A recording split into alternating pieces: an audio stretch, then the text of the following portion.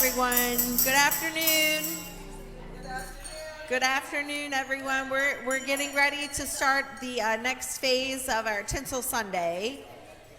So right now, Dakota is coming around. If you don't have the Dakota, can you show everybody one of the things that you're passing around, please? They have one. Well, not everybody has one, so just make sure. But yes, Rev, you need one. Make sure Rev gets one. So Dakota's coming around. This was in the bulletin this morning. It's a piece of paper with a ribbon on it and a little scene.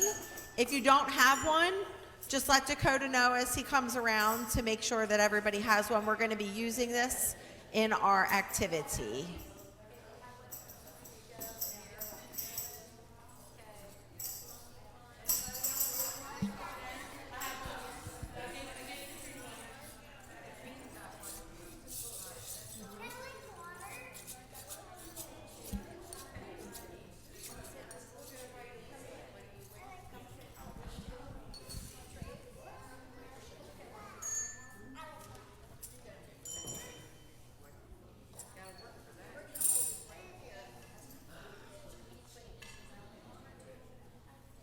Everybody got one? Keep going, Dakota, all the way to the back. All the way to the back.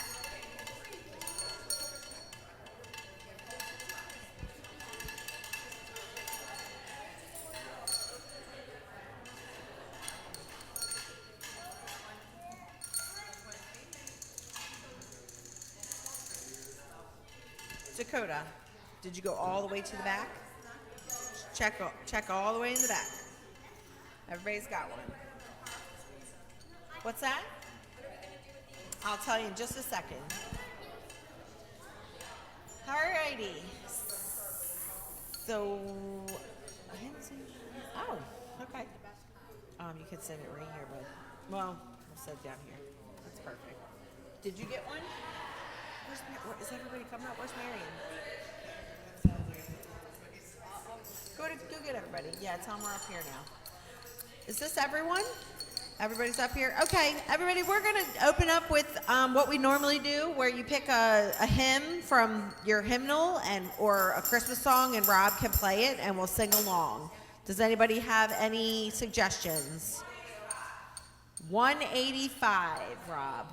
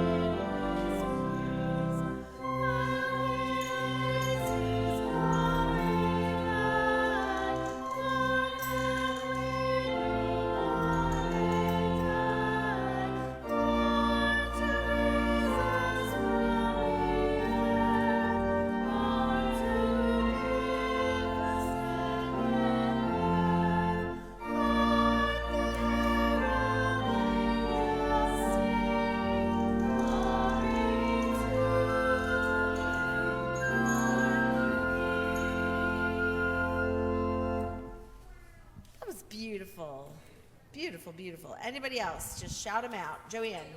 182.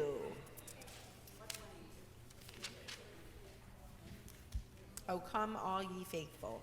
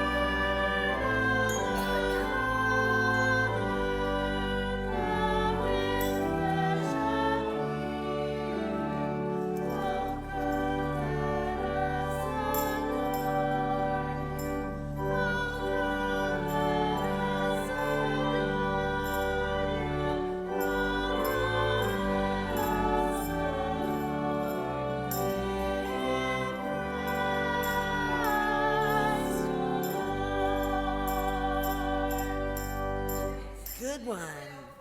Jingle bells. Ready, kiddos? Get your instruments.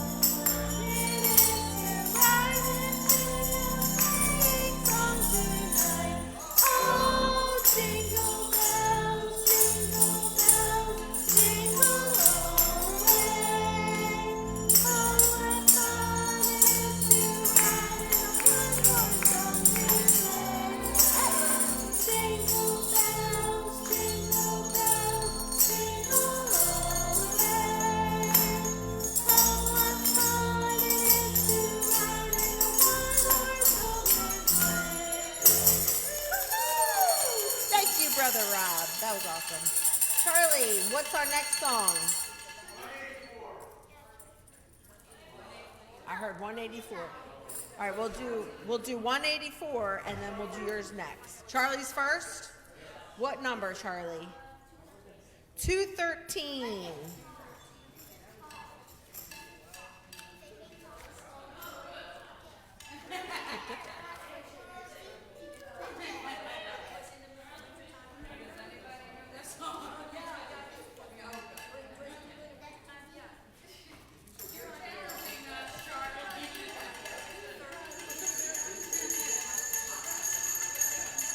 Are you ready, Rob?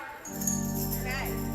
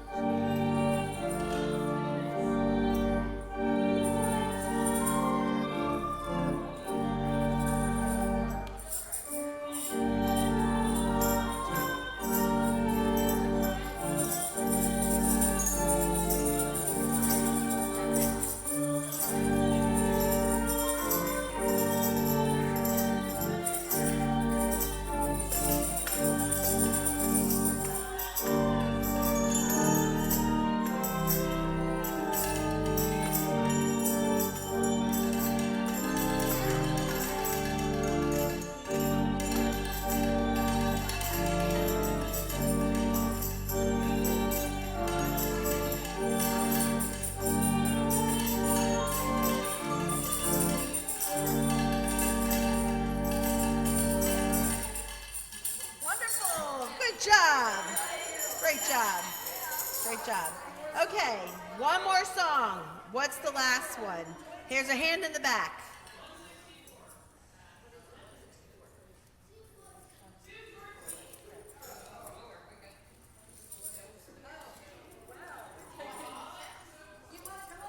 $214, Rob.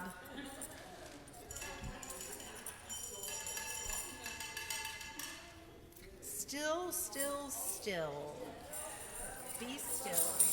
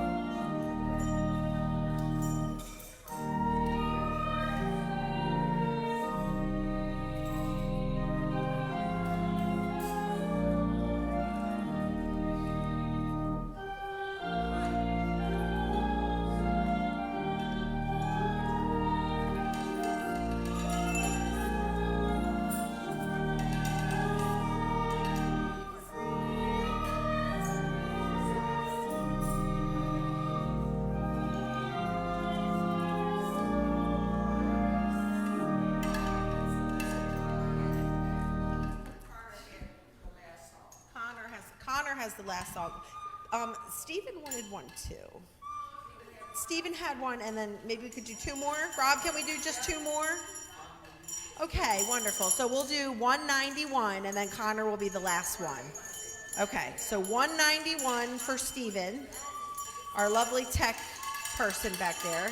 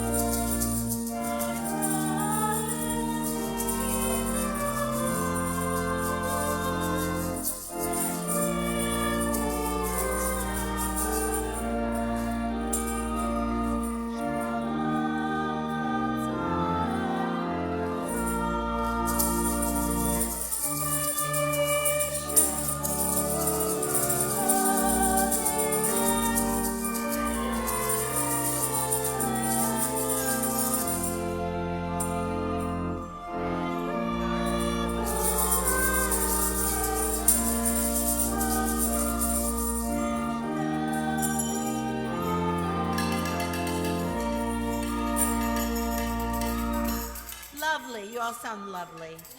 Connor, saved the best for last. 186. 186, we're looking at Silent Night, Holy Night, the condensed version. 186.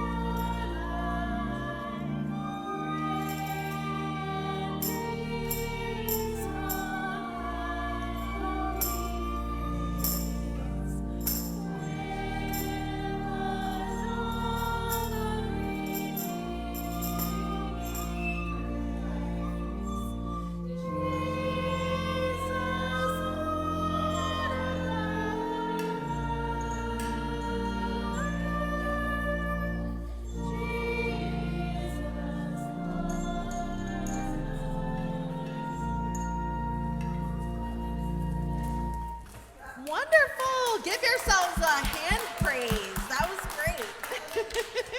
I've been hanging around with Reverend Marietta a lot.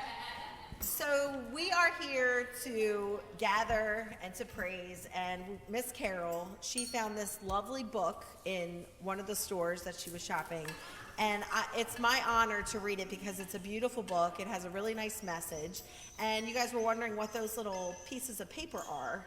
So as we read the story, it'll reveal itself. So you get ready, come up with your very own wish that you're gonna write on this paper, and we're gonna hang it on the tree. And we won't reveal the wishes until next week, but we're gonna read this book. It's called The Wishing Tree, and it's by Mika Hashimoto, illustrated by Zindi Yan. And I'm just gonna go right ahead and read this book to you guys. The Wishing Tree. One frosty winter's night, a boy named Theo gazed out his window. He was searching for twinkling lights or merry carolers, anything to remind him that Christmas was only 3 days away. But below him, it was dark and quiet. There was no sign of Christmas, not even a single holly. Theo looked at his letter to Santa. Thinking, he crumpled up the letter, took out a fresh sheet of paper, and sat down. Instead of a list of toys, Theo wrote down just one wish. Theo signed the letter, climbed into bed, and drifted off to sleep. While he dreamed, the clock struck midnight, A gust of wind blew through the room and swept his letter out the window. Borne by a winter wind, the letter tumbled through the air, across frozen seas and stormy deserts, over the tops of ice-blue mountains, until it landed on the doorstep at the North Pole.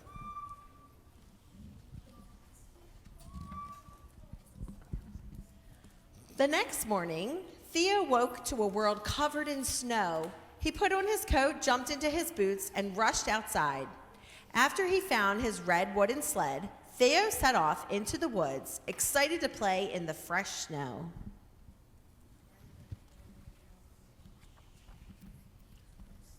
Swoosh! He sledded down the hill. Before he knew it, Theo came to a top in front of a great pine. Its branches stretched up into the sky with needles so bright they seemed to glow. Property of the North Pole was carved into its trunk.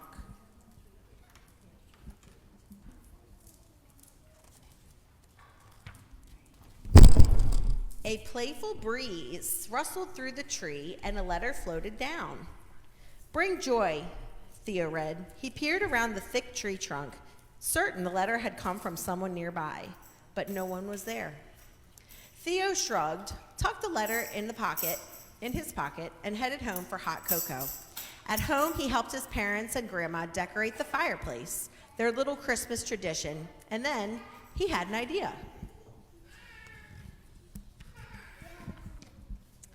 Theo ran and dug up a great big box filled with golden lights and shiny ornaments. He loaded it onto his sled. "Be right back, Mom," Theo shouted as he rushed out.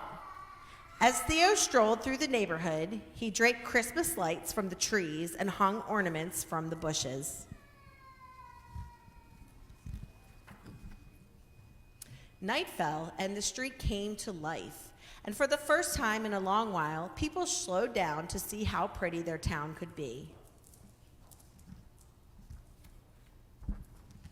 The next day, Theo somehow found himself by the great pine again. Miraculously, as with the first letter, a letter drifted down. "Fine harmony," it read. This time, Theo knew just what to do. That evening, Theo walked to his neighbor's house and knocked. When the door opened, he began to sing, quietly at first. "Deck the halls with boughs of holly, la la la la la la la la la." His neighbor paused, then she joined in. At the next house, they sang Jingle Bells, and then it was Winter Wonderland.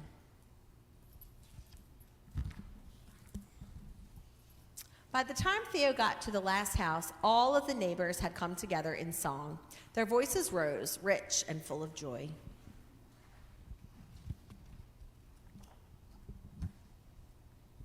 The next morning, it was finally Christmas. His grandma made her famous Christmas breakfast. Theo couldn't wait to open his presents. Just as he was about to peek inside his stocking, his parents told him that they had to go to work. They promised to be back in time for dinner. Suddenly, Theo's Christmas lights seemed to dim. His grandma knew it wasn't the lights, the singing, or even the gifts that made Christmas special. It was really about spending it with the people you loved. So she got an idea. Theo had already brightened the town so much, maybe there was a way for the town to thank him. She picked up her phone and invited the townsfolk over for Christmas dinner. The news of the invitation spread quickly. Everyone was excited to come together and help bring the Christmas cheer back to Theo. That night, neighbor after neighbor bustled into Theo's house carrying platters filled with delicious food. Theo couldn't believe his eyes, and neither could his parents. The whole town was there.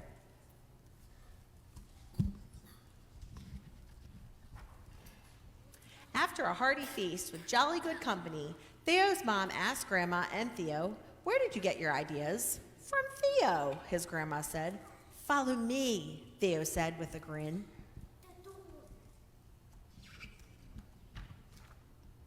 Theo led the town to a great pine. As people gathered around, the glowing tree filled the dark woods with soft, magical light. A small piece of paper drifted into Theo's hands. "This is the letter I wrote to Santa," he cried. He read it aloud to everyone. "Dear Santa, please show how special Christmas really can be." Thanks to Theo and the wishing tree, his Christmas wish came true. Everyone could see the magic of Christmas everywhere. The townsfolk began to put their own Christmas wishes on the wishing tree. Theo couldn't wait until the next year when he could continue this new holiday tradition of hanging his Christmas wish on the wishing tree with his family.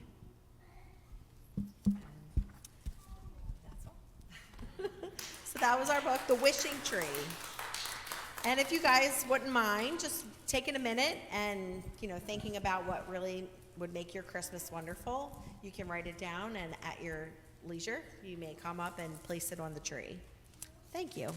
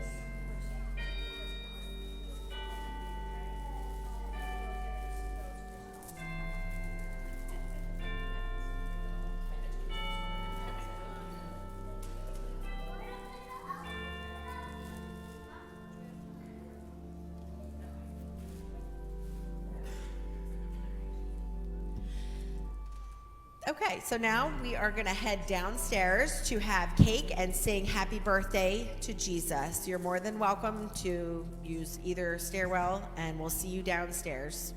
Thank you.